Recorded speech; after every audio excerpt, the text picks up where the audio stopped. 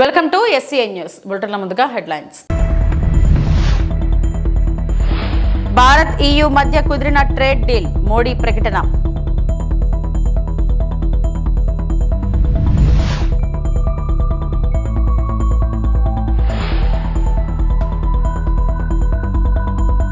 తెలంగాణ ప్రజాభవన్లో బట్టితో ముగ్గురు మంత్రుల భేటీ.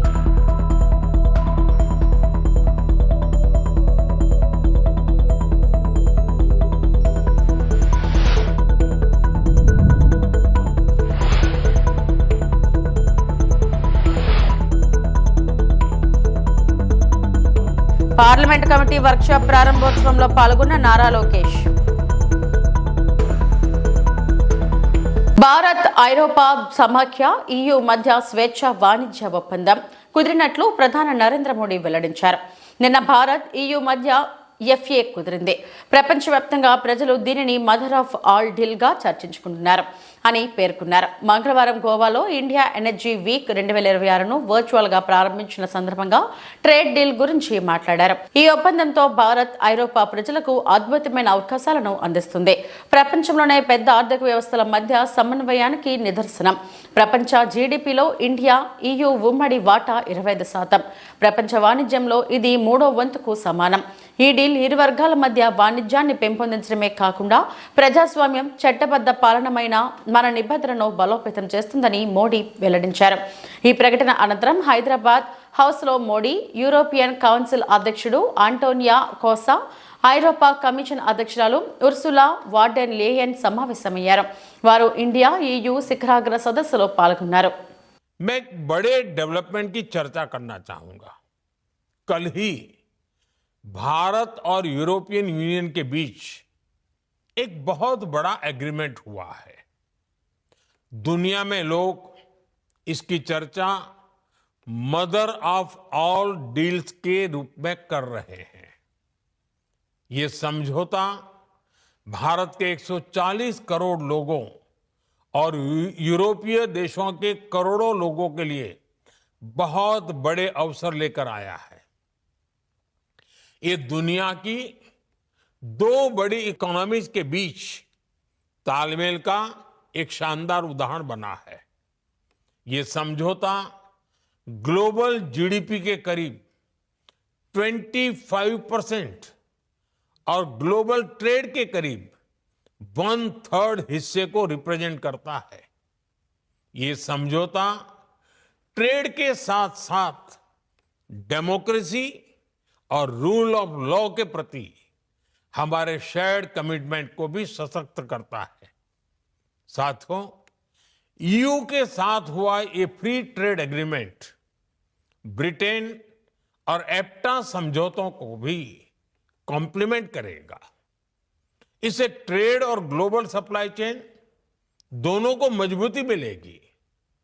मैं भारत के नौजवानों को, सभी देशवासियों को इसके लिए बहुत बहुत बधाई देता हूं. मैं textile, James and jewellery, leather and shoes ऐसे हर सेक्टर से जुड़े साथियों को भी बधाई देता हूं. ये समझौता आपके लिए बहुत सहायक सिद्ध होगा.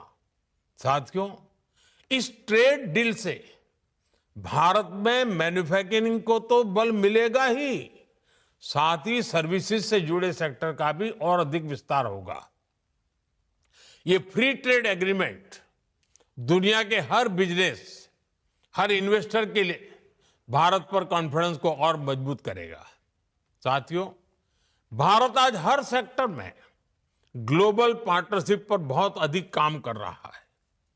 मैं अगर एनर्जी सेक्टर की ही चर्चा करूं तो यहां एनर्जी वैल्यू चेन से जुड़े हुए अलग अलग क्षेत्रों में निवेश की बहुत संभावनाएं हैं. పార్లమెంట్ కమిటీ వర్క్షాప్ ప్రారంభోత్సవ కార్యక్రమంలో జాతీయ ప్రధాన కార్యదర్శి నారా లోకేష్ పాల్గొన్నారు.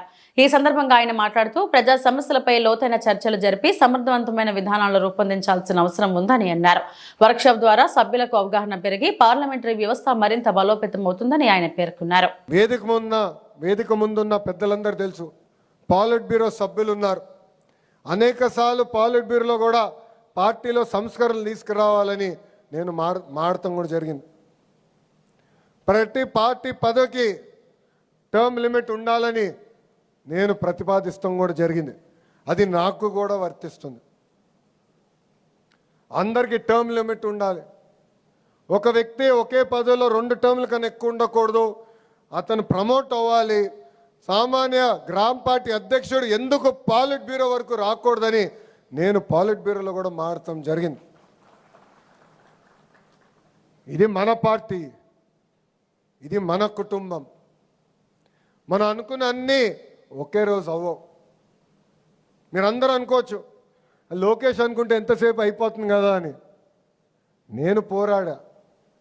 జిల్లా పార్టీ కమిటీ నుంచి పార్లమెంట్ పార్టీ కమిటీ తీసుకొచ్చేదానికి నాకు 18 నెలలు పోరాటం పట్టింది. 18 నెలలు పోరాడా. పాలిట్ బ్యూరోలో పోరాడా. ఒక్కసారి తిరస్కరించారు. మళ్ళీ వెళ్ళా, మళ్ళీ అడిగా. ఇది మీ అందరికి ఎందుకు చెప్తున్నానంటే కొంతమంది నాకు చెప్తున్నారు, అన్న ఇది అనుకున్నాయి చెప్పాను పని అవ్వలేదని. నమ్మకం దానికోసం 1 కాదు 2 కాదు 100 సార్లైనా మనందరం కలిసికట్టుగా పోరాడాలి. ఇది మన పార్టీ, ఇది మన కుటుంబం. మొన్న జరిగిన మహానాడులో చాలా స్పష్టంగా 6 శాసనాలకి మనం తీర్మానం చేశాం. దాంట్లో మొదటి శాసనం కార్యకర్తలే అధినేత. మళ్ళీ రిపీట్ చేస్తున్నా, కార్యకర్తలే. ఇది నేను ఎందుకు చెప్తున్నానంటే ఒక కార్యకర్త వస్తే గౌరవంగా పలకరించాలి, మాట్లాడాలి, సమస్యలు తెలుసుకోవాలి. అన్ని సమస్యలు మనం పరిష్కరించగలుగుతామని నేను చెప్పట్లేదు. మనం అనుకున్న అన్ని కోరికలు దేవుడు కూడా తీర్చలేడు కదబ్బా. మనం దేవుళ్ళు కాదు, మన మనుషులమే. కానీ ఆప్యాయంగా పలకరించాలి. ఆఫీస్కి వచ్చిన 2 నిమిషాలు కూర్చోబెట్టాలి, మాట్లాడాలి, గౌరవించాలి. తెలంగాణ ఉప ముఖ్యమంత్రి బట్టి విక్రమార్కతో 3 మంత్రులు ఉత్తమ్ కుమార్ రెడ్డి, శ్రీధర్ బాబు, అడ్లూరి లక్ష్మణ్ సోమవారం రాత్రి ప్రజాభవన్ లో భేటీ అయ్యారు. లోక్ భవన్ లో గవర్నర్ నిర్వహించిన ఎట్ హోమ్ కార్యక్రమంలో పాల్గొన్న అనంతరం 4 నేరుగా ప్రజాభవన్ కు వెళ్లారు. అక్కడ కొంతసేపు రాష్ట్ర రాజకీయాలు, మున్సిపాలిటీ ఎన్నికలపై చర్చించినట్లు తెలుస్తుంది. అంతకుముందు సోమవారం మధ్యాహ్నం జగిత్యాల మాజీ ఎమ్మెల్యే జీవన్ రెడ్డి మంత్రి ఉత్తమ్ నివాసానికి వెళ్లి ఆయనతో కొద్దిసేపు ముచ్చటించారు. నిజామాబాద్ లోక్సభ నియోజకవర్గానికి మున్సిపల్ ఎన్నికల పార్టీ ఇన్ఛార్జిగా ఉన్న ఉత్తమ్తో ఆయన చర్చించారు. జగిత్యాల కూడా ఈ లోక్సభ పరిధిలోనే ఉన్నందున జీవన్ రెడ్డి తన అభిప్రాయాలు చెప్పినట్లు సమాచారం. విద్య, వైద్యానికి సంబంధించి కూడా పెద్ద ఎత్తున దృష్టి సారించి ఈరోజు ఈ రాష్ట్ర ప్రభుత్వం ముందుకు పోతా ఉంది. దయచేసి ఈ రాష్ట్రంలో ఉన్నటువంటి మున్సిపాలిటీస్లో ఉన్న ప్రజలందరికీ నేను విజ్ఞప్తి చేస్తూ ఉన్నాను.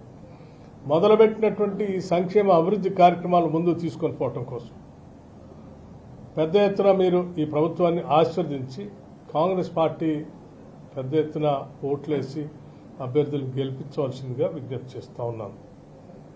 నగరాల్లో భవిష్యత్తులో మీ అందరికీ తెలిసిందే, రాష్ట్రం నగరాల అభివృద్ధి దిశగా ప్రయాణం చేస్తూ ఉంది. అందుకే మీరు ఈ రాష్ట్రాన్ని ఒక ప్రణాళికాబద్ధంగా అభివృద్ధి చేయటం కోసం, ముఖ్యంగా నగర రాజ్యంగా మారుతున్నటువంటి అర్బనైజేషన్ పెద్ద ఎత్తున పెరుగుతున్నటువంటి ఈ రాష్ట్రంలో మున్సిపాలిటీస్లో ఉన్నటువంటి పరిస్థితులకి ఉద్యోగ అవకాశాలు, ఉపాధి అవకాశాలు వస్తేనే పెద్ద ఎత్తున వాళ్ళకి ఉపయోగం ఉంటుందనే ఆలోచనతో రాష్ట్ర ప్రభుత్వం కోర్, ప్యూర్, రేర్ అని 3 దశలుగా విభజించి, ప్యూర్ అంటే పెరీ అర్బన్ రీజన్ ఎకానమీ, అంటే ఈ మున్సిపాలిటీస్ అన్నింటిలో ఉండేటువంటి ఆ పరిసర ప్రాంతాల్లో అనేక క్లస్టర్స్ తయారు చేసి పరిశ్రమలన్నింటిని కూడా ఏర్పాటు చేసి హైదరాబాద్ నగరం కాకుండా బయట మిగతా ప్రాంతాల్లో కూడా అభివృద్ధిని విస్తరింపజేయడం కోసం ఈ వ్యవస్థని, ప్రణాళికని ప్రకటించాం. అట్లాగే regional rare agriculture regional economy, rural agriculture regional economy rare, ఈ పరిసర ప్రాంతాల్లో కూడా ఆగ్రో బేస్డ్ ఇండస్ట్రీస్ని పెట్టి, అంటే అటువంటి పరిసర ప్రాంతాల్లో కూడా ఉన్నటువంటి మున్సిపాలిటీస్కి అందుబాటులో ఉన్నటువంటి వ్యవసాయం ద్వారా పండేటువంటి పంటల ఆధారంగా పెట్టేటువంటి పరిశ్రమలతో ఆగ్రో బేస్డ్ ఇండస్ట్రీస్ పెట్టి ఆ ప్రాంతంలో కూడా వాల్యూ యాడెడ్ ప్రోడక్ట్స్ తీసుకురావటమే కాకుండా అనేక పరిశ్రమలతో ఉద్యోగ అవకాశాలు కల్పించేటట్టుగా ఒక ప్రణాళికాబద్ధంగా ఈ మధ్యనే గ్లోబల్ సమ్మిట్ ఏర్పాటు చేసినప్పుడు తెలంగాణ భవిష్యత్తు నిర్మాణం కోసం బోధనపట్నంలోని నిజాం షుగర్ ఫ్యాక్టరీ గ్రౌండ్ లో ఉన్న ఇండోర్ స్టేడియం అభివృద్ధి కోసం కేటాయించిన నిధులు దుర్వినియోగమయ్యాయని ఆమ్ ఆద్మీ పార్టీ సీనియర్ నాయకులు జునైద్ ఖలీల్ అహ్మద్ మీడియా ముఖంగా అధికారులను తీవ్రంగా ప్రశ్నించారు.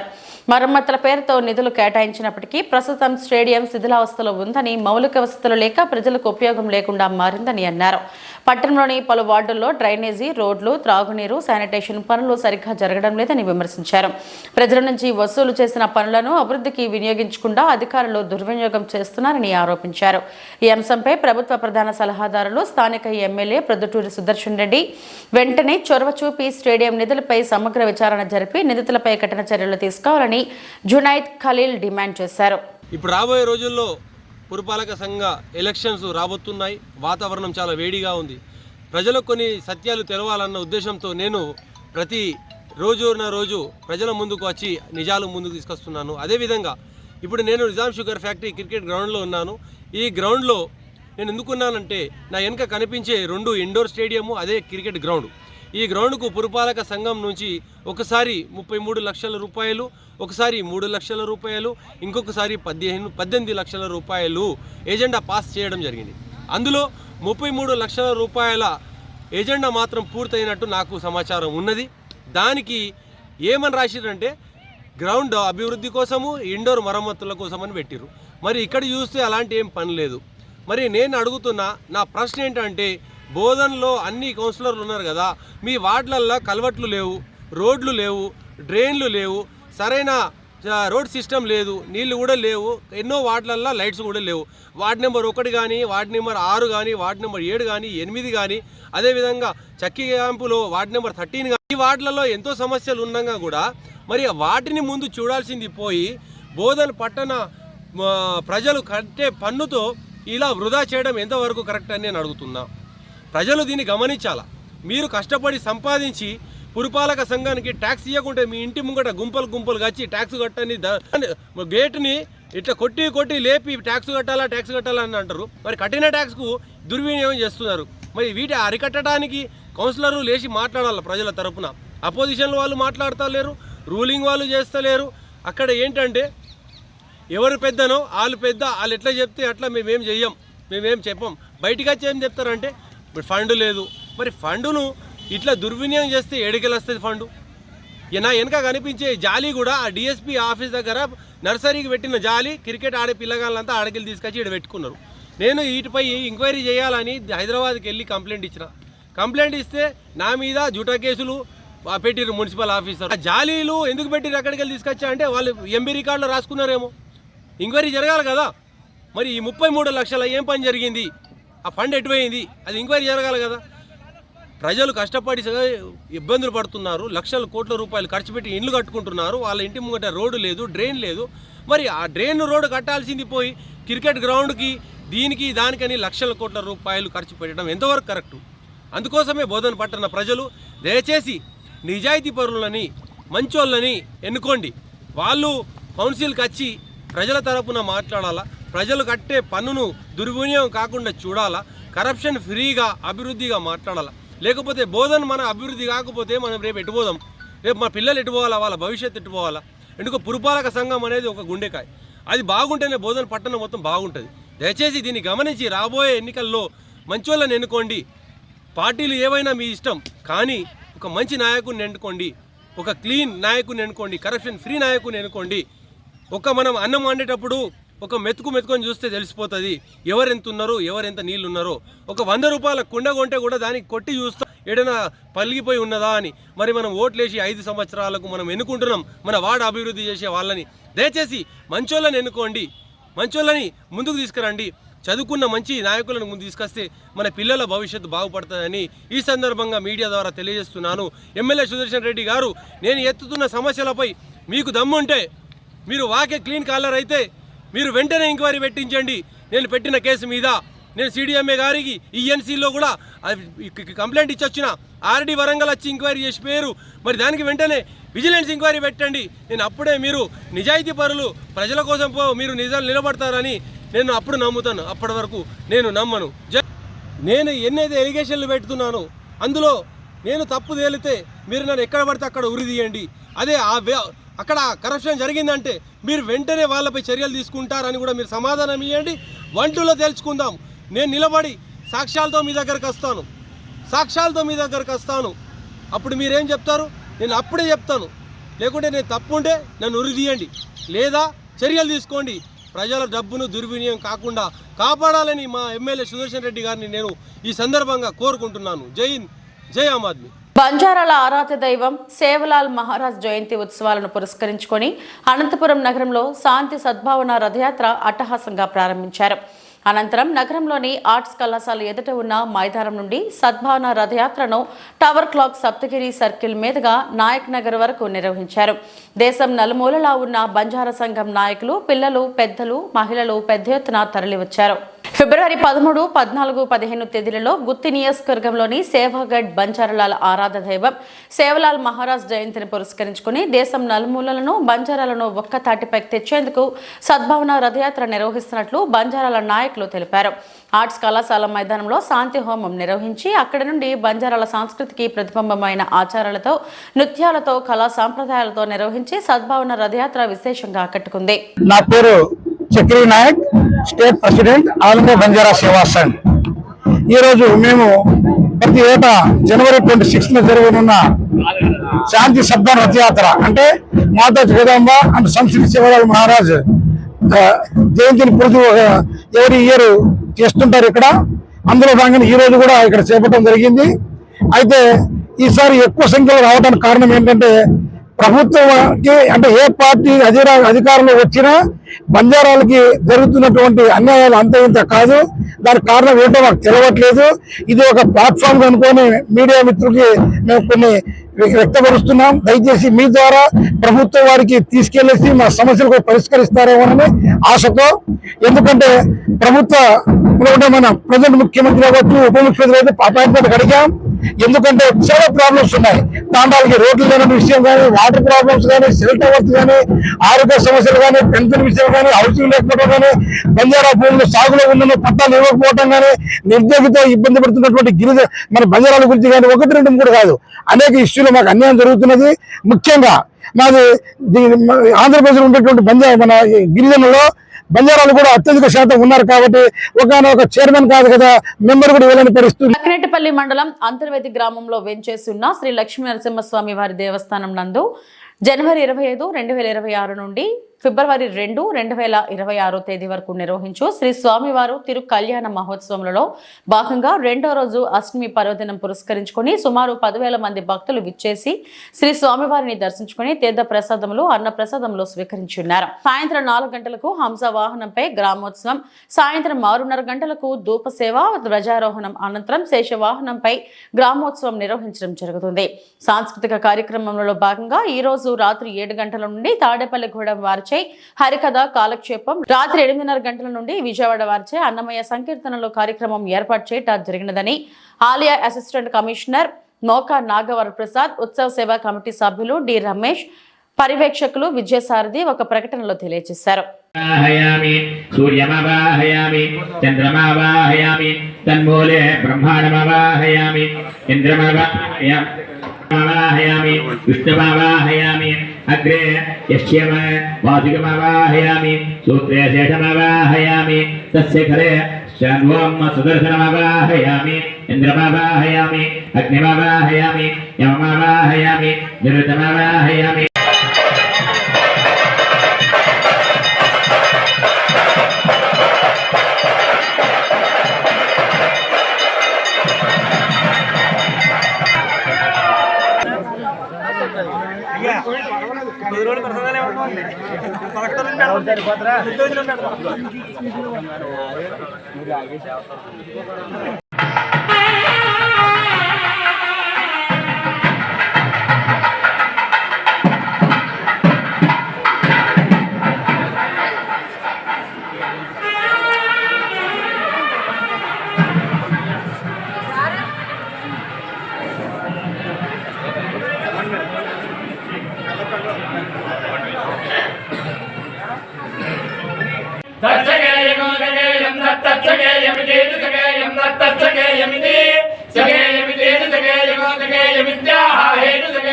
సగేయమిత్యాహ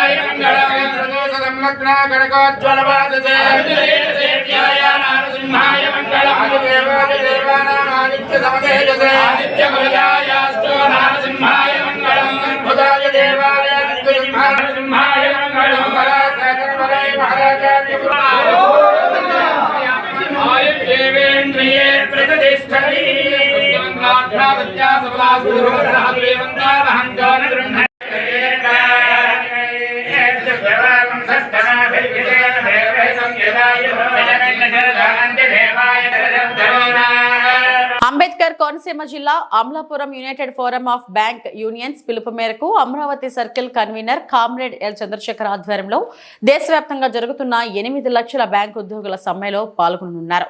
దీనిలో భాగంగా అన్ని ప్రభుత్వ రంగ బ్యాంకులు వారి యూనియన్ సంఘములు ఆధ్వర్యంలో బ్యాంకు ఉద్యోగుల సమస్యలను పరిష్కరించాలని డిమాండ్ చేస్తూ ర్యాలీ నిరసన కార్యక్రమం నిర్వహించారు. ప్రధాన డిమాండ్ వారానికి 5 రోజుల పనిదినాలు అంటూ ఉద్యోగులు స్లోగన్స్, బ్యానర్లు, ప్లకార్డులతో నిరసన వ్యక్తం చేశారు. సార్, నా పేరు శ్రీనివాసరావు. నేను Konaseema bank employees coordination committee secretary Konaseema. Sir, ఈరోజు ఈఎఫ్బియు పిలుపు మేరకు 5 డే బ్యాంకింగ్ డిమాండ్స్తో మేము స్ట్రైక్ చేయడం జరుగుతుందండి. మా డిమాండ్ అలా ఒకటే, 5 రోజులు పనిదినాలు కావాలి అన్న డిమాండ్ మాత్రమే మేము ఎదురుకు వెళ్తున్నాం. ముఖ్యంగా మేము అనుకునేది ఏంటంటే, ఐబీఐ ఆల్రెడీ ఒప్పుకున్నారు 5 డే బ్యాంకింగ్ ఇస్తామని చెప్పి. గవర్నమెంట్ దీన్ని ఇంకా అలా వాయిదాలు వేసుకుంటూ వస్తుంది. మేము అడిగేది ఒకటే, ఏమిటంటే బ్యాంకుల్లో పని ఒత్తిడి ఎక్కువైపోయింది, రిక్రూట్మెంట్ లేదు. రిక్రూట్మెంట్ అడుగుతుంటే ప్రభుత్వం రిక్రూట్మెంట్ ఇవ్వట్లేదు. ఏ క్యాడర్లో కూడా రిక్రూట్మెంట్ ఆపేశారు. దాని విషయం అయ్యి ఏదైతే స్టాఫ్కి పని ఒత్తిడి పెరుగుతున్న కారణంగానే మేము ఈ 5 డే బ్యాంక్ డిమాండ్ చేస్తున్నాం. 2 days కాస్త రెస్ట్లో ఉంటే ఇంకా మెరుగైన ఫలితాలు కస్టమర్కి ఇవ్వాలన్న ఉద్దేశంతో మేము 5 డే బ్యాంక్ అడుగుతున్నామండి. దానికి ప్రభుత్వాలు కూడా ముందుకు రావట్లేదు. మా డిమాండ్ వల్ల 5 డే బ్యాంకింగ్ దాన్ని మేము ఎట్టి పరిస్థితుల్లో సాధించుకుంటామని కోరుతున్నాం. మీడియా మిత్రులకు కూడా అందరికీ నమస్కారం అండి. Thank you very much. ఈరోజు ఇండియా అంతా కూడా స్ట్రైక్ చేయడం జరుగుతుంది. 5 డే బ్యాంకింగ్ అన్నది మిగతా దేశాలను ఇంప్లిమెంట్ చేశారు. మన ఇండియాలో కూడా ఎల్ఐసి సెక్టర్ అవ్వనివ్వండి, ఆర్బీఐ దగ్గర నుంచి సిబిఐ దగ్గర అందరికీ కూడా ఇంప్లిమెంట్ చేసుకున్నారు. అందుకన్నా ముఖ్యంగా ఇంపార్టెంట్ ఏంటంటే, రోజుకి బ్యాంకుల్లో రిక్రూట్మెంట్ లేని సందర్భాన రిక్రూట్మెంట్ చేయకపోవడంలో అన్ని క్యాడర్లోని కూడా పని ఒత్తిడి పెరగడంతో ఎంప్లాయీస్ అవుట్కమ్ వాళ్ళ యొక్క ఎఫిషియన్సీ పడిపోయే అవకాశాలు ఉన్నాయి. కుటుంబానికి సరైన టైం వచ్చిన పరిస్థితుల్లో కుటుంబ వ్యవస్థ దెబ్బతినడే కాకుండా ఆరోగ్యం ఇచ్చా కూడా ఎంప్లాయీస్ అనారోగ్య పాలవుతున్నారు. మిగతా బ్యాంకులకి, మిగతా ఆర్గనైజేషన్ ఇచ్చిన సందర్భాన్ని మనకి కూడా బ్యాంకులకి, స్టేట్ ఆల్ బ్యాంక్స్కి కూడా 5 డే బ్యాంకింగ్ ఇవ్వాలని, దీని వలన ఎంప్లాయీస్లో ఆరోగ్యం స్టాండర్డ్ పెరగడమే కాకుండా వాళ్ళు మరింత నైపుణ్యంగా మరింత బాగా చేయగలుగుతారని కస్టమర్స్ ఉద్దేశంతో ఉండడం జరుగుతుంది. అయితే ఎప్పటికప్పుడు గవర్నమెంట్ ఇస్తాము చూస్తాము తప్పించి ఎక్కడా కూడా ఇన్సూరెన్స్ ఇవ్వకపోవడంతో తప్పనిపరి పరిస్థితుల్లో కస్టమర్కి ఇబ్బంది పడకూడదని, చేయకూడదనే ఉద్దేశంతో చాలా సంవత్సరాల నుంచి దీన్ని పోస్ట్పోన్ చేయడం జరిగింది స్ట్రైక్ని.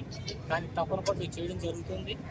దీన్ని యూపీ తరఫున కస్టమర్లందరినీ కూడా మమ్మల్ని సపోర్ట్ చేయమని, ముఖ్యంగా 5 డే బ్యాంకింగ్ కాకుండా బ్యాంకులు రిక్రూట్మెంట్ ఏ క్యాడర్లోని కూడా తగినంతగా జరగకపోవడం, రిటైర్మెంట్లు అవుతున్నాయి కానీ ఆ క్యాడర్కి తగినంత రిక్రూట్మెంట్ లేకపోవడంతో వాళ్ళ సర్వీస్ ఇవ్వడంలో కూడా జరుగుతుంది. దీని యొక్క క్వాలిటీ కూడా పడిపోతుంది. దీనికి డిమాండ్ చేయడం కూడా జరిగింది. రిక్రూట్మెంట్ మరి గార్డ్స్ అవనివ్వండి, సబార్డినేట్ స్టాఫ్ అవనివ్వండి, క్లరికల్ క్యాడర్ ఆఫీసర్స్ అన్ని క్యాడర్లోని కూడా రిక్రూట్మెంట్ అడిగాం. దాన్ని మీ అందరూ కూడా సపోర్ట్ చేస్తారని, ఇది మరో విధంగా భావించకుండా మీ అందరి యొక్క సపోర్ట్తో బ్యాంకింగ్ ఇండస్ట్రీ ఏదైతే నేషనల్ అయిన తర్వాత ఈ స్థాయికి వేళ ఇండిపెండెన్స్ అయిన తర్వాత ఎంతో బ్యాంకింగ్ ఇండస్ట్రీ సపోర్ట్ చేయడం ద్వారా వరల్డ్లో ఎన్నో గ్లోబల్ ఇష్యూస్ వచ్చినప్పటికి కూడా ఇండియాలో మాత్రం ఏ విధమైన ఇబ్బంది జరగకుండా బ్యాంకింగ్ రంగం నిలబడింది. గవర్నమెంట్ కూడా వెన్నుముక నిలబడి ఈవేళ దేశాభివృద్ధికి ఎంతో తోడ్పడుతూ ఉంది. మీ అందరి సహకారంతో మరింత బాగా జరుగుతుందని ముందు మీకు మంచి సేవలు అందించాలని మీ అందరూ సహకరిస్తారని కోరుకుంటూ ఇంత మంచి అవకాశం ఇచ్చిన మీ అందరూ కూడా ధన్యవాదాలు. ఇవి ఇప్పటివరకున్న బులెటిన్ అప్డేట్స్.